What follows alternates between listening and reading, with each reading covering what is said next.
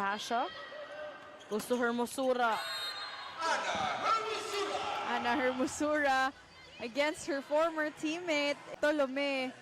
And that usual cross-court target of her. Chance for Ateneo to take over the lead. This time, going for that slide, that swipe. Back-to-back points for Donna De Leon. Well, you just have to give. That's activating Donna De Leon. Third point. That's a better setup job for Donna De Leon. She was asking for that set. Donna De Leon with a drop. Nabasa. Nikai.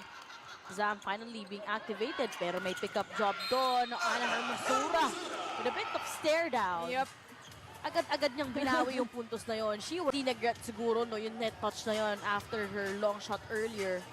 With elevation as well of Ana Hermosura.